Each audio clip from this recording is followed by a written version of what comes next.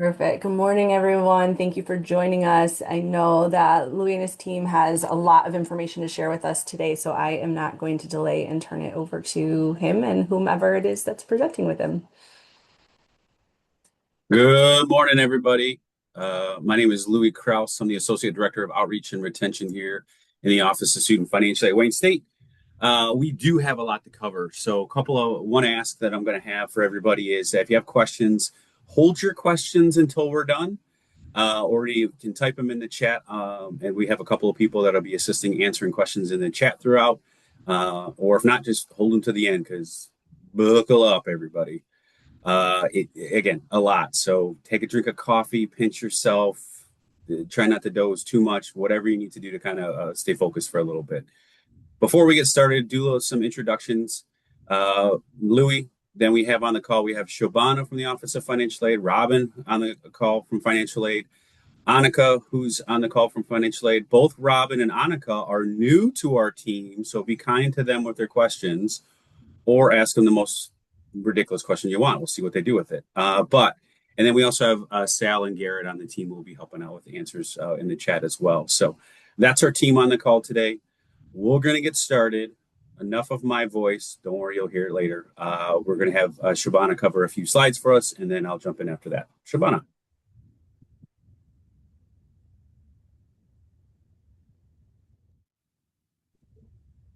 She's working it out. You're muted. Yeah.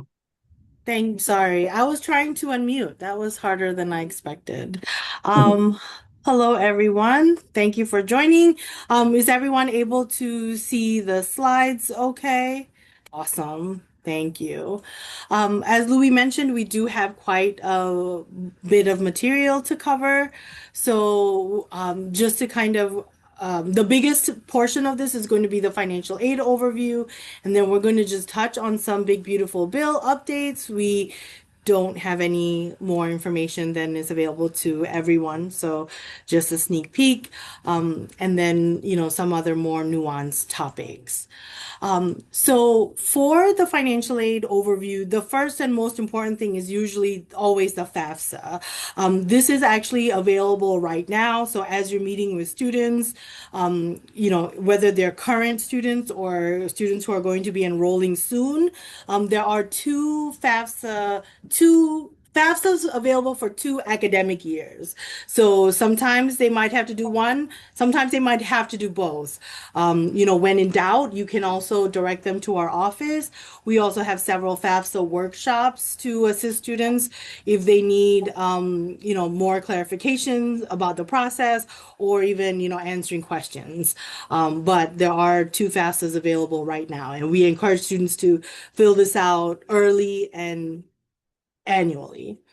As far as eligibility, like once you fill out the FAFSA, we actually automatically run them through a bunch of processes to see if they're eligible for aid. This is why filling it out early is important so that we can make sure that students are notified about any things that they need to do or statuses they need to be aware of or appeal, and so we can get that all taken care of before they actually start classes and they can focus on classes.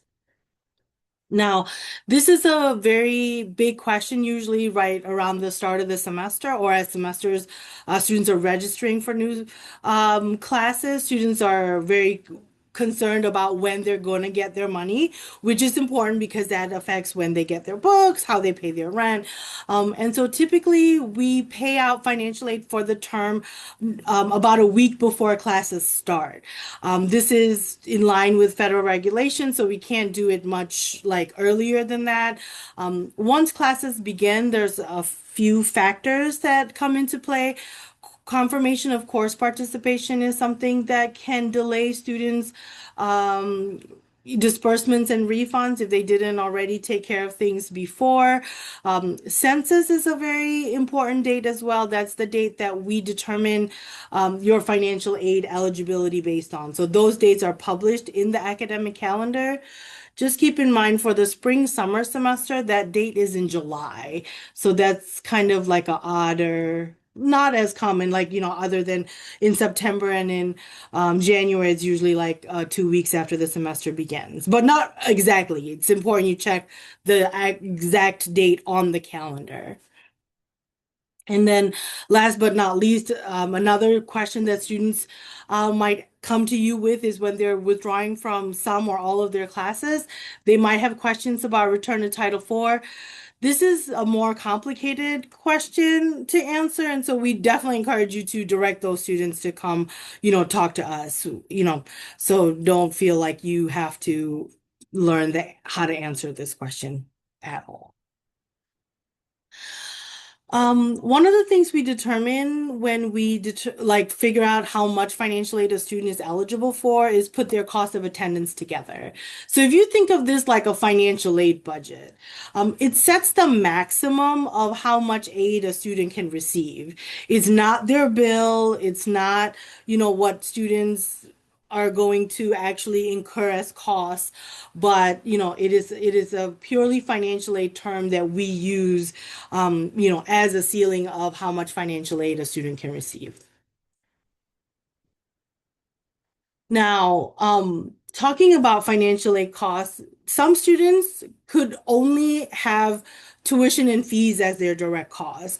And some of the fees are covered by their by the tuition pledge programs that we'll touch on a little bit more.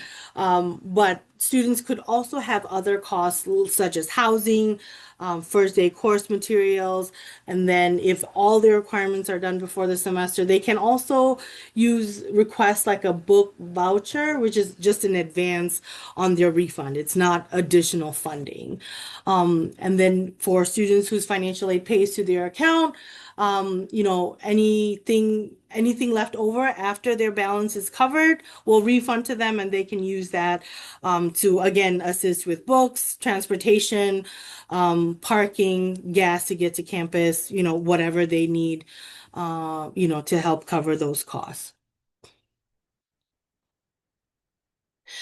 This is probably satisfactory academic progress is probably something that students they do reach out to you about a lot.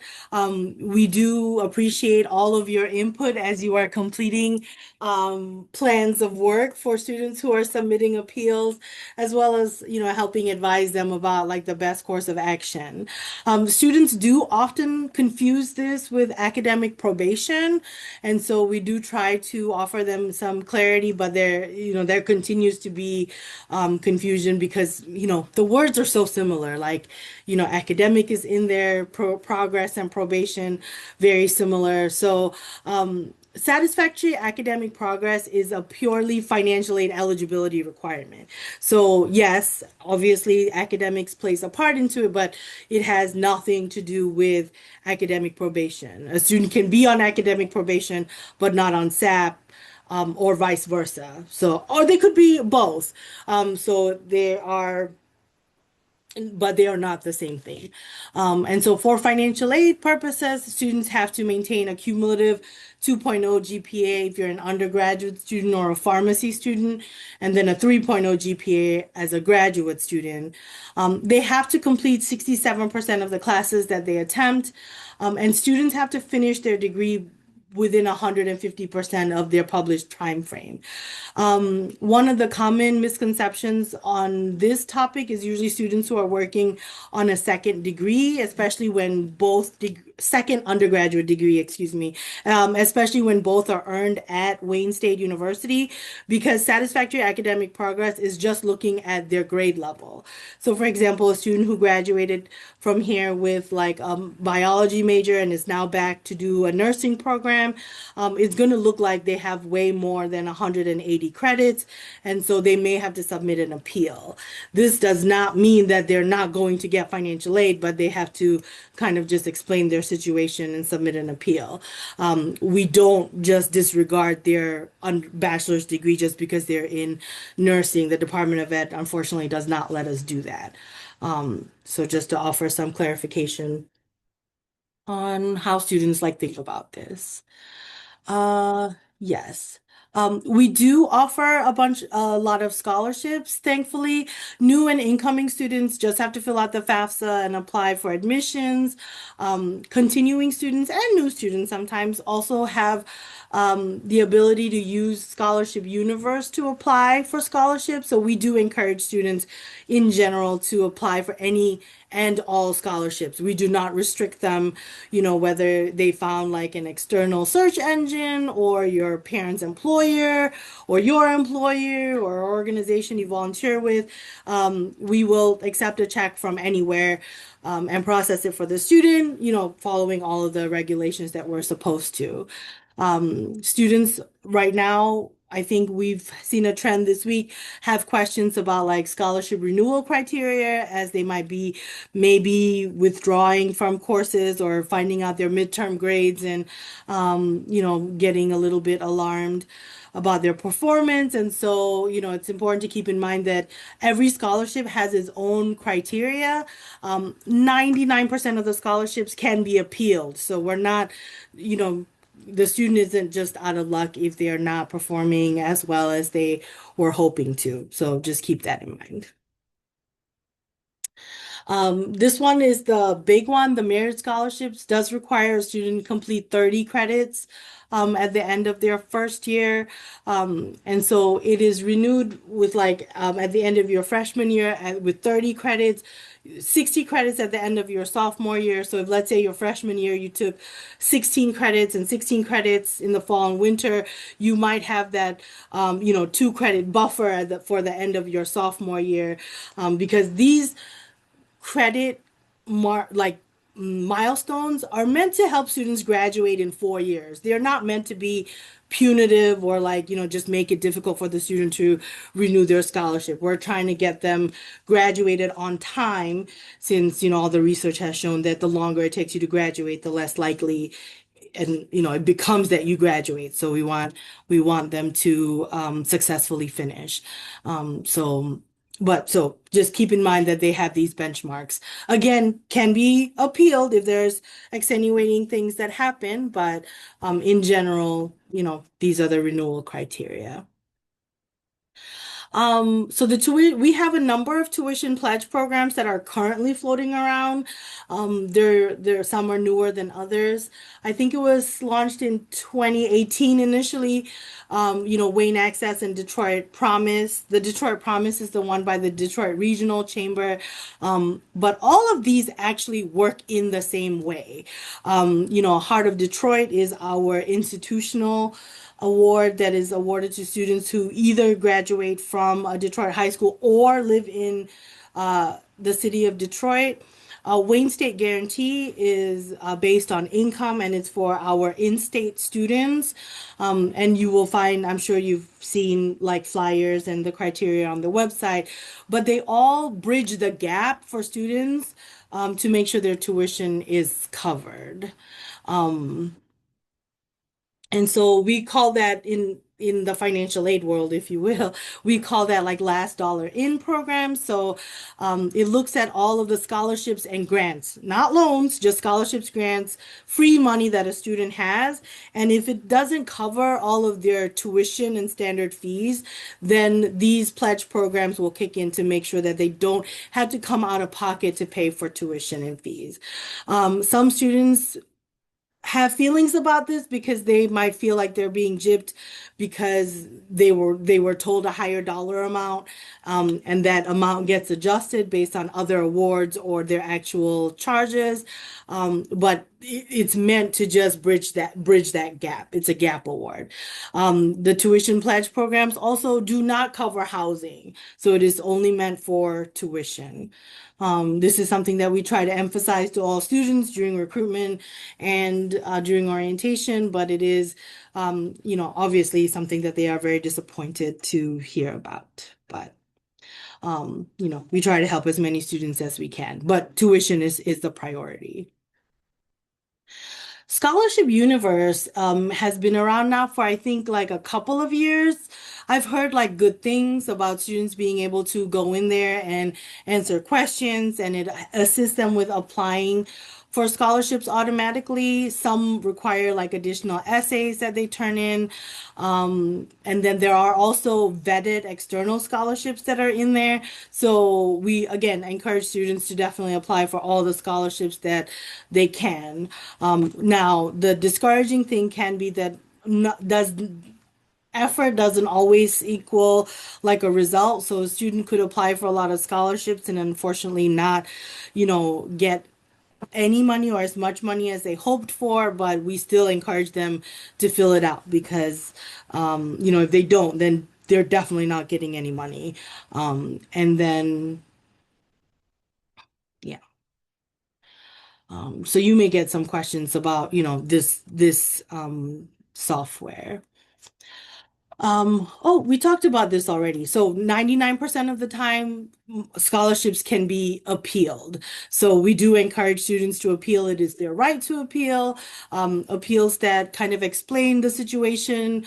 It doesn't have to be a long explanation, but I know sometimes students can be reluctant to share their personal story, but whatever they are comfortable and able to share, the more they share and document, usually the better your chances of getting those appeals completed. And if you can tug at the heartstrings of the committee, usually again, it's not meant to be punitive. We just got to make sure that they didn't complete full-time credits just because they didn't feel like it, was something else that happened. So for our military students, we do have a great resource on campus. The Colonel Gregory, I have to read the slide for this one. It's so long. It's a beautiful name, but it's very long. The Colonel Gregory Gadsden Office of Military and Veterans Academic Excellence. I'm sure some, if not all of you, have spoken to the staff members who work in that office. They are very helpful and very knowledgeable about any questions that you have about students DD 214 or clarification about what's, active duty or not. So please direct students to them as a resource if you encounter, questions that you're not able to answer. The other thing, and this is my favorite part, is I learned this not more recently, but I was very happy to learn about this, that most military students actually qualify for like in-state tuition. So make sure they explore that and, fill out all of their stuff properly. And they would be considered independent students as well on the FAFSA. And if we have questions, there's documentation that they can turn in, that we will wade through to clarify. Now, this is the moment that we've all been waiting for, spring, summer. Students have begun registration for spring, summer. Okay, why are they starting registration for fall in a couple of weeks? Okay, I'm not ready. I don't know how we get ready, but I am not ready. But students have started registering and reaching out to our office to ask about spring, summer financial aid. I don't believe if this is ready right now, it just happened like moments ago. We are currently working on putting together like financial aid packages for spring, summer. Some students may see some information out there, but it's not yet completed. So if you have students who are like, I have to drop everything because I don't know, I'm not getting any money, at this time in March, you may have to tell them to reach out to us to make sure that really they're not eligible for anything, because seeing that award letter or seeing or not seeing something on Academica isn't really a good indication at this moment. So we are working on putting award letters out. One of the questions, I think that one of the things we were very heartbroken to lose was the spring summer tuition discount that went away years ago, and I'm not sure it's ever going to come back. But what we have in its place, at least for our students who are close to graduation, to help push them over the finish line, is the senior sprint. It is awarded to students who are like at 90% degree completion in 90% or more degree completion in degree work. So if they're very close to graduation. And this is a one-time award. So if a student was at 90% and got it last year and they're taking their final class in spring, summer of 2026, excuse me, unfortunately, they cannot get it again. It's a one-time award to kind of help students, you know, take some classes in the spring, summer to get them finished. Work study is still available for spring, summer. So if you have students who are working or looking for a job on campus, there is a separate application. Students for the spring, summer do not need to be enrolled. I'm sorry. Unlike in the fall, winter, students don't need to be enrolled to work in the spring, summer. There are additional forms they need to fill out, but encourage them to fill out the application. Students are able to use Pell in the spring, summer. There's not a separate, there's not like an annual limit like in past years, but there are like eligibility criteria. So, have them reach out to us.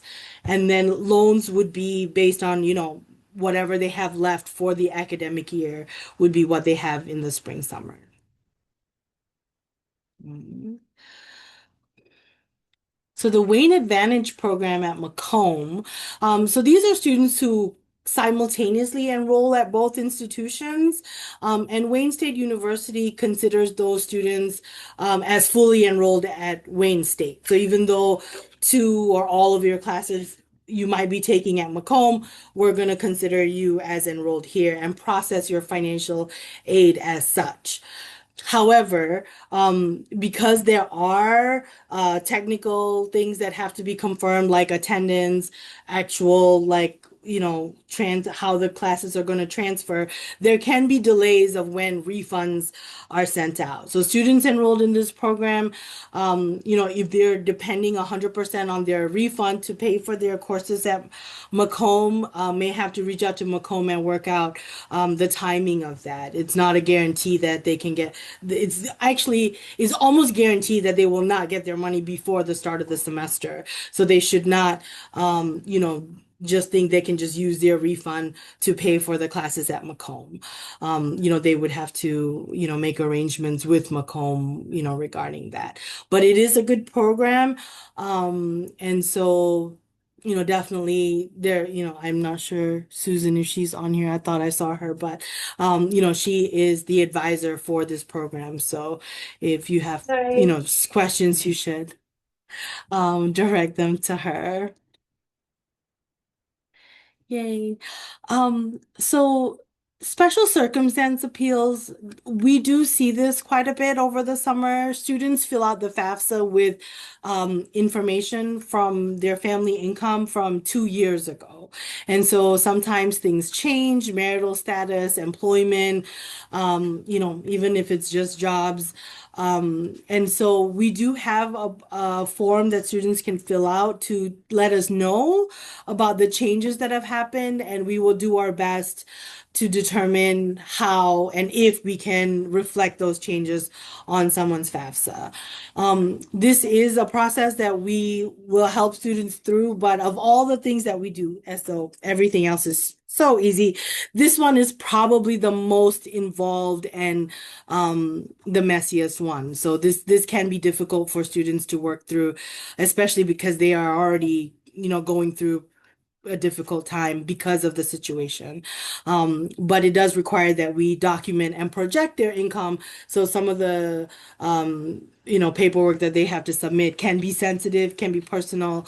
But unfortunately we would need that. But they do have the opportunity to turn these things in, and we will, review and update as best we can. Post-bachelor eligibility. So these are students who are coming back who have already completed their degree, and they are taking courses to apply into a Wayne State program. So this is, I won't say it's not new, but it's probably newer in the last few years that they actually have to be applying. If they're not actually doing a certificate that's eligible for aid, they actually have to be planning to apply to a Wayne State grad program to be eligible for aid. Students who are not planning to apply to Wayne State or not earning a certificate, unfortunately, they're not eligible for any sort of federal aid. They would have to consider private loans or, pay out of pocket. Now, because there are these strict guidelines to this exception. We do have a prerequisite coursework form. Again, this is something that, USC advisors would fill out for us because we are not the subject matter experts as far as the academic side of the house. So we really, really appreciate all of your help, when it comes to this, so that we can make sure when we're processing aid for a student, it is, it is correct and we are only providing aid for what we're supposed to be providing aid for. The A lot of the information is on the form itself. So, but if you do have questions, please, get clarification from us. We're happy to answer. But there are requirements as far as how these students can receive aid. And if they're post-bac students, they can really only get aid for a 12-month period. It's not meant to be like a long-term solution, to bring up, and it's not for bringing up their GPA, unfortunately. So those are some common topics. So you're probably tired of hearing from me. I'm gonna take a sip of water and hand it over to Louis. Hey, everybody. If you were thinking to yourself a couple years ago when the Department of Education through Congress changed the FAFSA and did pass the FAFSA Simplification Act to make things easier for students, you're like, hey, this is going to be easy stuff now. We're an easy street town. Big, beautiful bill happens that says, hold my beer, because it's going to get a lot more complicated with the legislation changes that have passed, and they're going to go into effect July 1st. Of this year. This is a link here to a webpage that has current, as of the today, information that we know of. It's going to make significant changes. So while the law has been enacted and while the law is set to take place July 1st, in terms of how schools are going to administer these changes is not quite been established yet. So there's through Congress and Department of Ed and all that, they're all trying to get together and figure out how are we supposed to actually manage the changes that were enacted. So Courage, we direct our students to that webpage, encourage you to that webpage, but you can also reach out to us individually if you have specific questions, and we may not know the answer. So just be patient with us because we're trying to swim in this swim in the changes as you guys are. Sorry, I misspoke there. But a couple of things that we wanted to highlight for you guys today in regard to the significant portion of the changes regards to some federal loan changes. So previously, in order to be eligible for a federal subsidized or unsubsidized loan, a student or Grad Plus, the student just needed to be in 6 credits if they were an undergraduate, because that's half time, or they need to be half time as a graduate student. For most graduate programs, that's 4 credits. And you're like, yeah, you get the full amount of your loan. Oh, no, not anymore. So now students, if they're not full time, so undergraduates 12 credits, graduate students, for most graduate students 8 credits, their federal loans are going to get prorated based on the number of credits that they're actually enrolled in. Ugh. So Pell happens to Pell all the time. So we're very used to it with Pell. The system is set up to go that way. Students in 11 credits, it's called Pell Grant, enrollment intensity, the fancy word they use for it now. But we determine their eligibility based on 11 credits and so forth. So now with loans, it's going to be the same way. Sometimes we ran into our students that are just like, okay, I'm going to take 6 because I need the full amount of my loans in order to assist with the tuition and fees. And then maybe if I get a refund to help with some living expenses. Now that's not the case. So it's going to get prorated. So 6 credits, more than likely, their loans are going to get cut in half because they're only enrolled half time if they're an undergraduate. Ugh. New graduate students. $20,500, that hasn't changed. That's the standard amount graduate students are eligible for. The lifetime limit has now been changed. So previously, the lifetime limit for graduate students was 138. Now it's 100,000. New lawyers, doctors, and farm students, their amount has increased. It was around 44,000 they were eligible for in an unsubsidized loan in those programs. Now it's a straight 50. Then their lifetime limit for med and med and farm has gone down from 224 to 200, whereas our lawyer friends, they're actually going to see an increase in their federal loan eligibility from 138 to 200,000 is their max. So the new aggregate lifetime limit. So if you hear that word from us, it's saying what's the lifetime that they have borrowed through subsidized or unsubsidized loans. is $257,000. 57,500 is the max for undergraduate students. That hasn't changed. And then so the max is then the 257.5, which is if they're a JD or farm student plus the independent max. So that's where they get the 257.5. So those are the changes that we see with the federal loans. These are subsidized and unsubsidized loans. The bigger change that we're going to impact, especially graduate students, is on this next slide. So if you're on mute, feel free to say your swear word now, or you roll your eyes if you're not on camera, because this is the part that's really going to hurt our students. In terms of, I'll start with Graduate Plus Loan. The Graduate Plus Loan is going away for new borrowers beginning July 1. So students, from our current understanding, that have never utilized a subsidized or unsubsidized or Graduate Plus Loan prior to July 1 will not have that eligibility going forward. So they can't take it out. No more Graduate Plus Loan. So if a student utilizes, graduate student utilizes that full $20,500 and they're like, hey, I need help. Unfortunately, our answer right now is going to direct them to alternative loan borrowing options, like through a bank or a credit union or something along those lines, because a Parent Plus Loan is not going to be a thing. Now, currently there's a legacy provision, or the students are getting grandfathered in.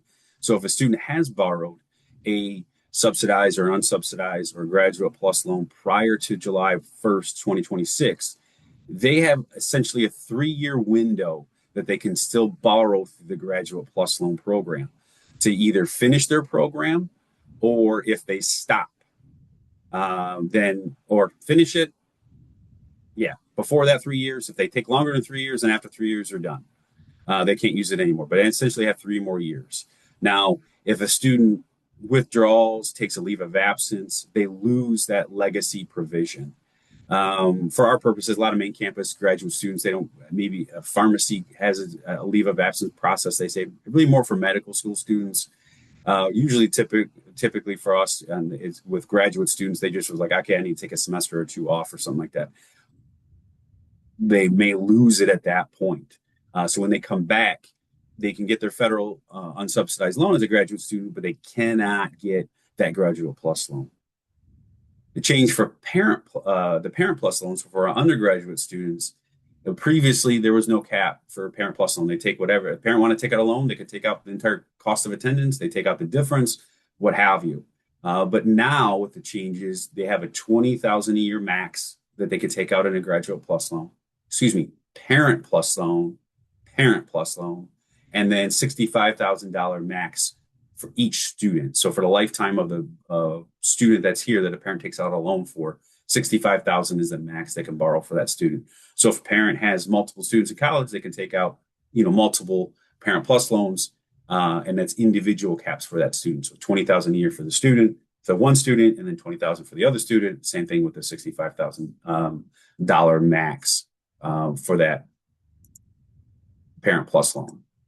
Those are the real significant changes that are going to impact our student population going forward after July 1st.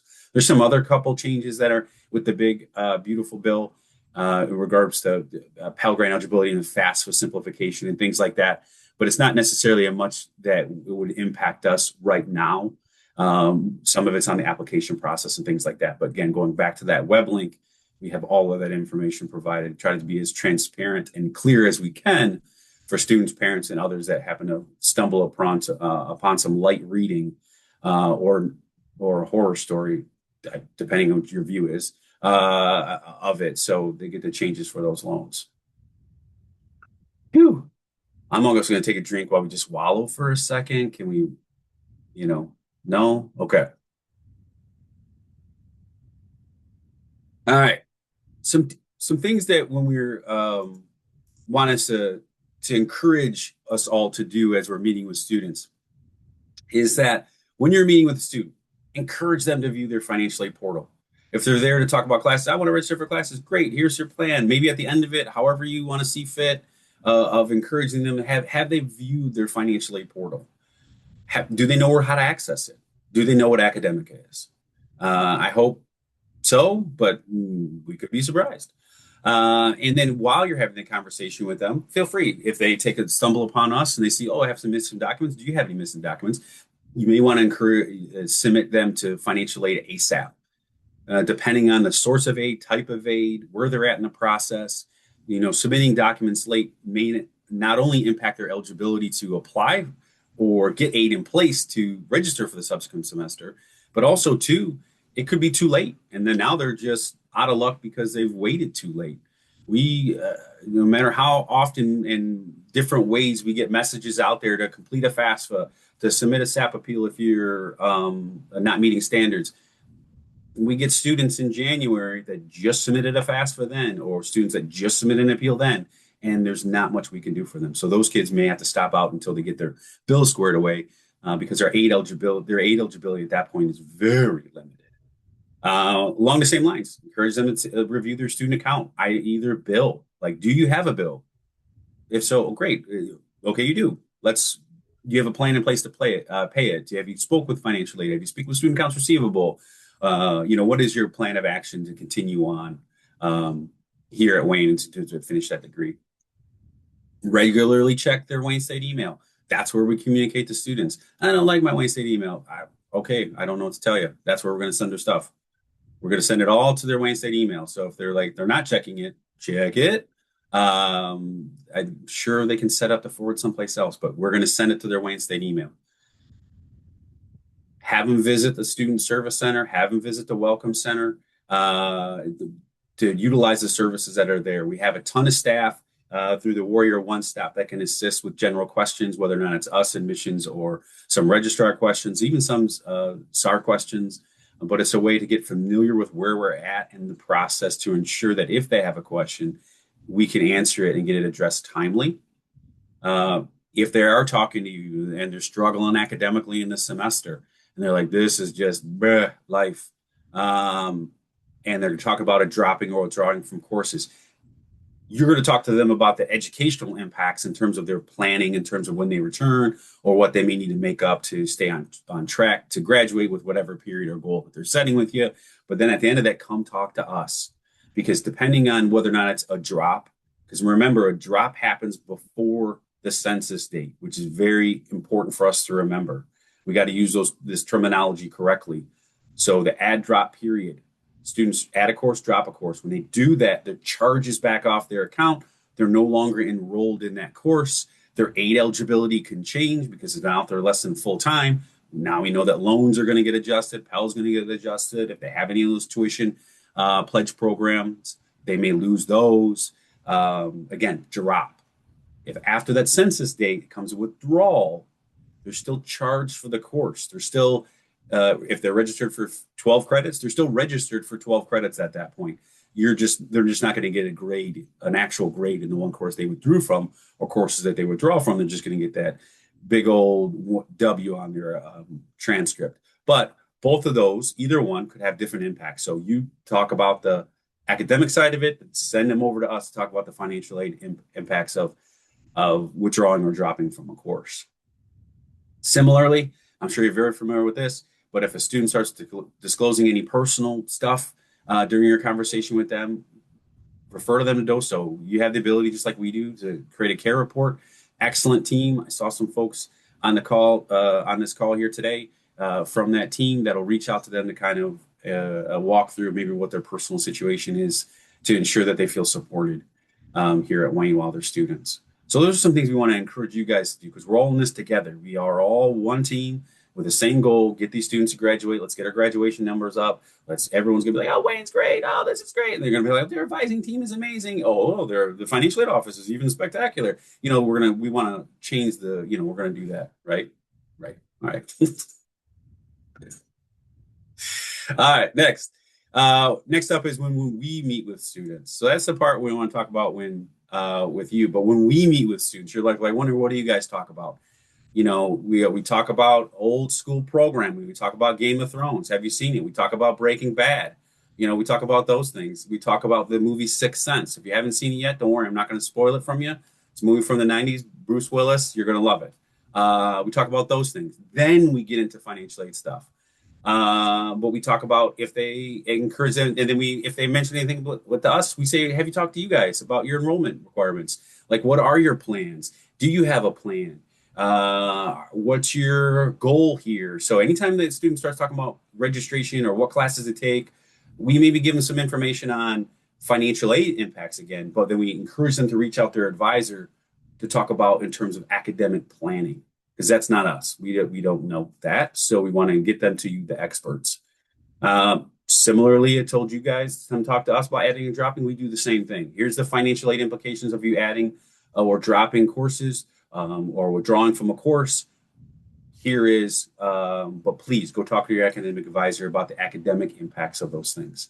We have some ideas of stuff, but we're not the experts, so we don't want them to get it from me, especially me. We talked to you, we want to come talk to you about developing an academic plan if they're not meeting SAP. So there is, Shabana went over in terms of the different types of SAP violations. If a student is not violating a time frame one, so they're above that 150% of the published length of the program, easy one to say, right? When they're over that one, they're going to need a locked plan of work through DegreeWorks, or they're going to need an assigned plan of work from you to your advisor. Then we're required, and the student is required, to follow that plan. However it's set, and they can only take courses that are listed on that plan, and typically in that order. If you're like, Louie, I don't know what to do, but I don't know. I mean, if they got a year left, fill out the best you can. And if we need to update either that semester or this next semester, then we can do those things. But in order to have their appeal officially evaluated by the SAP committee, they need to have that locked or signed plan of work on file. When a student's like, maybe it's their first appeal because and they're a relatively younger student in terms of their grade wise, they're violating either GPA or that PACE requirement, we're going to encourage them or encourage and strongly encourage or parentally encourage them when you tell your kids, if you have kids, like you got to do this, like, oh no, I'm telling you to do this, to have a plan of work on file that goes out at least 4 semesters. So again, it's thinking of them. Now, this one doesn't need to be completed by you or doesn't need to be locked. The student can do this because we know the student can do this through DegreeWorks. It's just asking them to think at least 4 semesters ahead. If they have that GPA or PACE violation, it's one of those things where we're like, we're not going to hold them to it. They could change in between there. Really, we're just saying, hey, you got to pass everything with a C and a 2.2 GPA. But so those are sometimes that students may come to you, or we encourage them to talk to you about developing an academic plan. Similarly, with you guys, if we're like, hey, if they disclose something to you, go to DOSO. We do the same thing on our end. Sometimes they disclose it through their SAP appeal process, through the scholarship appeal process, or we have an emergency grant when it's available and we have funds. They disclose some personal stuff that's happening. Since we are mandatory reporters, then we have to report that out. So we encourage them to talk to DOSO as well, whether or not it's us submitting a care report on behalf of the student. But those are situations in which we encourage you to, when you meet with a student, and similarly what we do when we meet with a student. Cool. All right. I know when Amanda sent out the link for the registration for this, there was a part on there to ask you for your questions. So we wanted to take the last remaining time to not only open it up, but I'll open it up here for questions in a second. But we want to go over the specific questions that were asked to us. So, is there a way for students to include and account for study abroad funding when applying for financial aid? Not initially. Since it's a separate program that a student may choose to elect to go into or not, they must notify us when they are going through study abroad. We have a study abroad liaison that works closely with the study abroad office, and then we can set appointments, and then they can walk them through how their aid will change to the study abroad if they choose to go study abroad. If a student takes summer classes and uses FA or financial aid, how does it impact their fall winter aid? It actually is the opposite. Since spring summer ends our academic year, it really is what they've utilized in fall winter that's going to impact their eligibility for spring summer aid. So if they utilize all of their federal loan eligibility in the fall winter terms, they won't have that as an option for spring summer semester. Will there be any anticipated changes, to maximum Pell Grant and loan funding amounts for students? If so, how this change impacts students? Yes to loans, covered that in the big, beautiful bill that was passed. And really for the low maximums is for graduate students and nothing right now for Pell. There is conversations of that, maybe a future changes or future bills that are passed, but right now Pell has not been changed. Please cover how students' financial aid impacted. Please cover how students' financial aid is impacted if a student has both undergraduate and grad courses in the spring summer semester, UG courses in the spring, and then begin a grad program in the summer portion. This one is complicated. Have them come talk to us because at that point they're going to go what's known as from an undergraduate to a graduate student. So we need to ensure that banner is updated correctly for them, that they're in fact listed as a graduate student for that summer portion of it.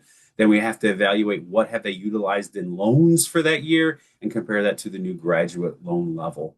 But they should be eligible. Just have them come talk to us because then we can figure it out exactly for them. What scholarship or pledge programs, if any, can help apply towards housing and meals? Really, the only one that we have now that's specifically for housing and meals is we have a community college transfer housing scholarship award. Tuition pledge programs that Shobana mentioned only go towards tuition and fees. And the other option is if a student is fortunate enough to have a plethora of awards, anything excess that once their tuition fees are covered can apply towards housing and meals, but there's nothing specific we have at this time. How many credits would a law student need to register for the summer, in the summer to receive aid? Law school students, 3 credits. That it makes them half-time to be eligible for aid for the spring summer semester. Again, after July 1, though, there's going to get prorated if they're not full-time. If a student doesn't have a balance for fall semester and they receive a scholarship, should the scholarship be should a student be refunded, or will it be applied to a balance they have for winter semester? Some of this depends on timing. So with student accounts receivable, if they receive that scholarship, let's say late in the fall semester and their winter term charges are there, the scholarship is going to pay automatically towards those winter term charges. But what they can do is contact student accounts receivable to get that scholarship refunded to them. If not, it'll just apply. And then if they have excess, once winter term aid pays, everything will get refunded at that point. The other situation that we can interpret from this would be that if another scholarship comes in, if the student is at their full cost of attendance, so they have enough aid that, let's say their cost of attendance is $30,000, they have aid of $30,000, and then that scholarship comes in, we're going to have to reduce something. More often than not, it's going to be loans. So it replaces a dollar for a dollar. So there would be no refund at that point because we're replacing the loan with the scholarship that just came in. What aid options do students have for spring summer classes? If a student does not enroll for a semester, fall, or winter, do they have access to the grants or loans in the spring summer? Yep. We'll kind of cover that briefly, but Pell would be the eligibility. If they take off fall, winter, great. They start spring, summer, as long as they have that FAFSA fund file and they qualify. They can apply for work study. And then similarly, it all depends on what their federal loans are left over. They can utilize that for the spring, summer semester. Mentioned the senior sprint, 90% degree completion. That's automatically going to be awarded. Now, if some reason some credits come in late and the student's not at 90% when we start awarding for spring, summer, then there will be an application or an appeal process and they can submit to get that eligibility. When might a student be able to use financial aid in spring, summer semesters? Does it have to do with having any remaining monies left over from previous semester? Are there scholarships available in spring, summer? Similar in terms of previous thing we've answered, they can use spring, summer money once they're enrolled for the spring, summer semester, and then the semester begins. We disperse aid typically about 5 days before the semester begins for spring, summer. And then outside of the seniors sprint, there are no real scholarships available for the spring, summer semester. We utilize all that money fall and winter.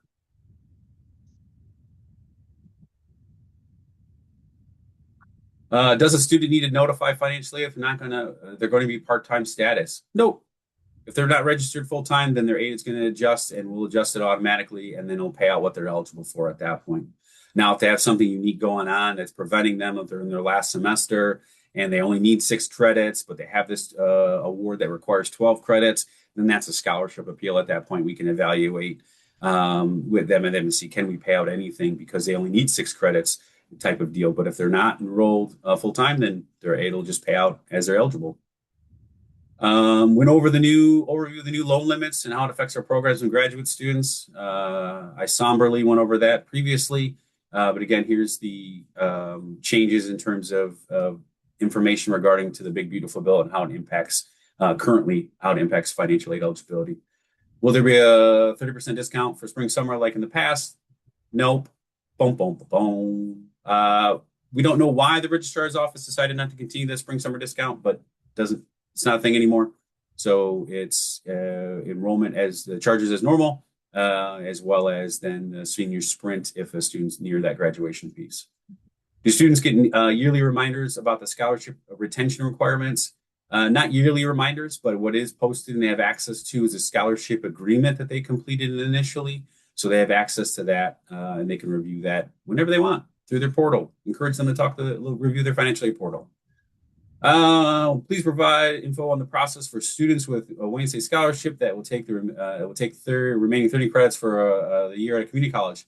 How do they make sure they remain eligible for 26-27?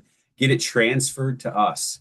So students that take spring, summer courses elsewhere, congratulations. We tell them that too, especially at a community college, because it's a little bit cheaper. But they need to get those credits transferred back into Wayne in order for us to evaluate them for that scholarship eligibility. So in that situation, a student may actually get the notification that they're not eligible because they didn't meet one of the requirements. But then once they complete those courses and transfer them back into Wayne, then we can reevaluate them and then reinstate their aid at that or eligibility for that award at that time. And the last of the list of questions that I gotta get through. Can summer school classes count towards? Yep, already talked about this. They do count. They may initially get that eligibility. They're not eligible, but once those credits, if they're here at Wayne, once they're post, we can reevaluate them. If they're elsewhere, get them transferred. Once they're evaluated and posted their account, then we can review them. Lots of changes for 26-27 FAFSA graduate level students. Can you make sure to adjust how the award packages are being impacted? Covered that. Again, another link for that webpage in terms of you can see those changes as well. Does any financial aid a student receives at Wayne State pay summer courses at a local college? If so, must the student complete the 30 credits? Does that include summer credits? What if they take those summer credits at a local college? Do they count towards the 30? Cover the one thing I want to address with this. Yes, they can take those courses. Remember, they got to get them transferred back here at Wayne. That's the important piece. Great. Go to Schoolcraft. Go to Wayne County. Go to wherever. Take those credits. Wonderful. They got to get them transferred back into us because if they don't transfer them back, then they don't count. So it's not going to help any. The one thing that I will add to this, what you'll see there is they need to add that their FAFSA to that school or add the school to their FAFSA. Excuse me. Let me say it that way. So if they're going to Schoolcraft, they need to log into their 25-26 FAFSA, add Schoolcraft's federal school code so that way Schoolcraft has access to their information and they can award any eligibility that they have through Schoolcraft. If they don't change their FAFSA, they're not going to receive any federal aid at Schoolcraft, in my example. And if they don't transfer their credits, it's not going to count. All right. And I think now we have one more question here. What financial aid documents are required for the MI student teaching stipend? And when does the Michigan student teaching stipend arrive? And in general, what does the process look like? So with that, the students need to go to the state of Michigan. There's a link there. We can provide this to you as well. They need to fill out the application online through the state of Michigan. And then once we get it in terms of after census, we start reviewing the rosters from the state of Michigan and say, okay, yep, Robin's on that list. Then we send Robin, she needs to complete a W-9. Here you go, Robin, complete this W-9. She completes the W-9. And then it takes about 2 weeks after we receive that W-9 back for the state to send us the money or the state to send out the money for it to be dispersed at that point in time. So it is a bit of a lengthier process because there's some extra steps that are involved. Application, then we have to wait because if they complete it really early, then we're not going to review it until after census because again, census locks their enrollment. Then we look at them. It could take about a week or two after census because a lot of processing happens after census. Then we send the student to W-9. If they take a while to complete the W-9, then it's delayed in terms of how they review and send the money. But that is a process. Those are all the pre-questions that we got. Susan, what you got for us? Hi, sorry, it took me a minute to unmute. I just wanted to note that for Wayne Advantage Macomb, if they want to take classes at Macomb in the spring, summer, they will have to either get their financial aid through us at Wayne State, or they have to opt out of Wayne Advantage Macomb in order to get their financial aid from the community college. So that's just a note for specifically Macomb. Yep. And with that program as well. Yeah, for Wayne Advantage Macomb. Yep. Cool. Thank you, Susan. Laura.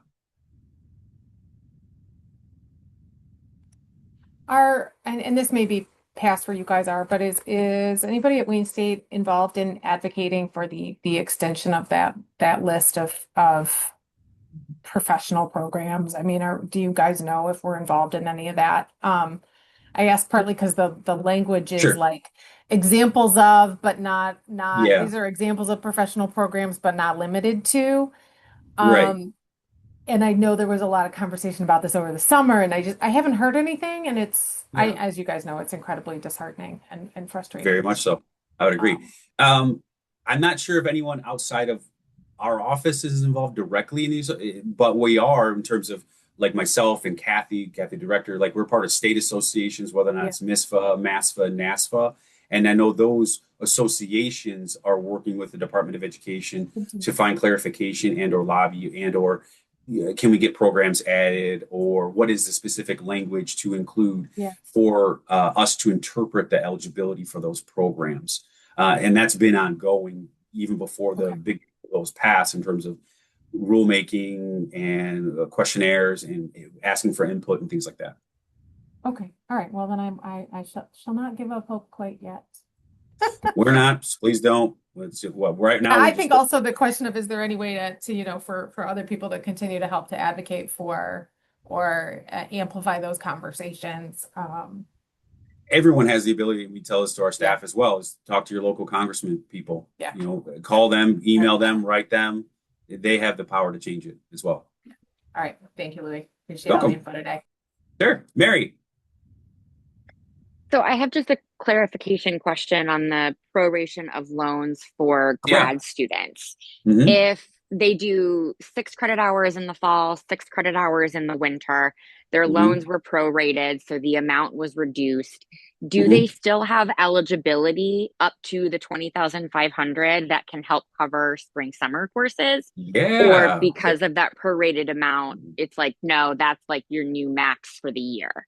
Nope. They have that eligibility. So that 20,500 Okay. bucks is what they're eligible for the entire academic year. So here starts at fall, winter, spring, summer. So if a student is not full-time, like your example, fall, winter, then they have whatever they have left over for that spring, summer semester. Yeah, no, great. That's a great question. And yes, they have Okay. eligibility. Perfect. Thank you. Welcome. Leah. Hi, thank you so much for answering my question about student teaching. I just had a follow-up on that. Yeah. So, when do you recommend that they apply? Like, let's say, okay, student teachers who are student teaching right now, right? And they finish up in May. Should they apply for that stipend in January? Or Yes, I would at this point in time, if we're talking about this winter semester that we're in right now, unless they have low grade plutonium or a Mr. Fusion or that DeLorean that we all need to go back in time to start before the semester, go back, but fill it out ASAP because the process Okay. does take a while. So we want to make sure that in ensuring that all steps are completed while they're enrolled is important. Okay. So they usually get dispersed, would you say, once they're done with? Because I know a couple of students were asking, like, when am I going to get it? And I Yeah. think they've been told they get it after they finish student teaching, or just No, I mean, they could get it during the semester, but it depends on when did they submit the application? When did we certify? When did they submit that W-9 to us? Because if they never submit the W-9 to us, they're never eligible. I see. Okay. Yeah, I think. Oh, I did have another question. Sure. So this was a follow-up, back to like if they drop or withdraw from a class, Uh-huh. you said that they can be left with a bill? Yeah, How does that for work? sure. Well, it could be student specific in terms of what their aid eligibility is. So let's say they were enrolled full time. We dispersed all their money to them at the beginning of this winter semester. Let's say a tuition pledge, one of the pledge programs. They're Heart of Detroit students. Great, it paid out. Now they go from 12 credits to 9 credits because they dropped a course. I see. The Okay. charges drop. We then have to back out off that Heart of Detroit, prorate their loans, prorate their Pell. So Got it. and now they owe that money back that they were initially eligible for. But if it's like if they go from 15 to 12, they're still full time. They may not owe any money back at that point because especially with block tuition. Okay, thank you. You're welcome, Morgan. Hi, I have a question about the merit scholarship appeal process. Sure. So you guys mentioned that when a student maybe like drops courses or they fail a class, they might be able to appeal to get their merit scholarship back. If a student is coming in as a new student, like a transfer student that is getting a merit scholarship, can they appeal that initial decision to try to get a higher scholarship, or is it only in the scenario of like if they didn't meet expectations? Great question. That would, in terms of an incoming freshman, they got one award. They're like, hey, actually, this is what I think the award should be. That's a kind of a different appeal process, and they would work through Uh-huh. admissions in terms of what those steps are, in terms of what they need to get reevaluated for any entering merit-based scholarships. Now, once they're awarded a merit-based scholarship, that's what they're eligible for. It doesn't change based on they rocket out their first semester or their first year here and their GPA goes from X to Y to have their first, collegiate GPA type of deal. It is what it is at that point. But the initial stuff needs to work through the admissions office. Our appeal that Shabana went over is basically if they didn't do well or didn't meet the requirements while they're after their first semester or first year or second year, something like that, then that's a separate appeal process. Okay, thank you. Cool. Kimberly. Yeah, I just wanted to follow up on what you just said about dropping and like Heart of Detroit and Yeah. prorating. If they withdraw, though, that's different, right? Correct. So withdrawal means they're still enrolled and registered for those courses. So like Harder Detroit will be fine, Pell would be fine, loans would be fine. If they have a unique scholarship, like a departmental award, maybe it could be impacted, or an outside scholarship, maybe that could be impacted. But so long as they're still registered, even with that W, that Okay. may not impact their current term aid eligibility. Now, it may impact future eligibility because they may not meet that, 30, 60, Right. 90, or meet the GPA requirements or completion rate requirements. Well, could GPA, because a W shows as an attempted but not completed course. So it could impact something in the future, but not current, not that semester. Okay, awesome. Thank you. I just wanted to clarify that. Oh, I you're just welcome. wanted to add also, for when students are withdrawing from everything though, like all the classes they have in a semester, they are subject to this thing called the return to Title IV calculation, where we Yeah. have to actually determine how much of the financial aid a student earned in that semester. The bad news about this is it's not something a student can appeal it once we do the calculation. And also unfortunate is that it's not something that we can estimate as far as if a student is like, I have to drop everything. I just, have this medical condition, like regardless of the reason, we're not really able to give a great estimate or like let them appeal it. So in that situation, they could also have, a balance. But you should send them, to us to have that conversation because that's way more involved at that point. I think we're at time, right? Yeah, we had one more question I wanted to bring to your attention. Ooh. Helen asked, is there any info sent out to students about checking with the financial aid office before withdrawing from courses? Not specifically relating to that. We have information on our website. New students are sent there's a financial aid flyer. We try to come up with a different name for it every year in terms of information with general stuff that's posted to our website or communicate out to students at least initially. Our goal with it is, sometimes there's nothing stopping them from dropping. They don't have to talk to you. They can just do the process. So it's encouraging that our partners around campus that end up having access to a student, to having that conversation, to tell them to come talk to us before they make those decisions, because it could impact what they decide to do, as opposed to after, and now it's too late.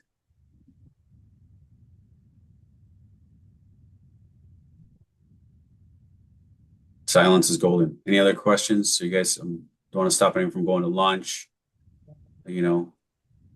Fan mail can be sent to Louis Kraus at wayne.edu. If there's any negative comments, you can send them to Robin or Annika. They'll handle those. Thank you so much. I'm going to stop recording.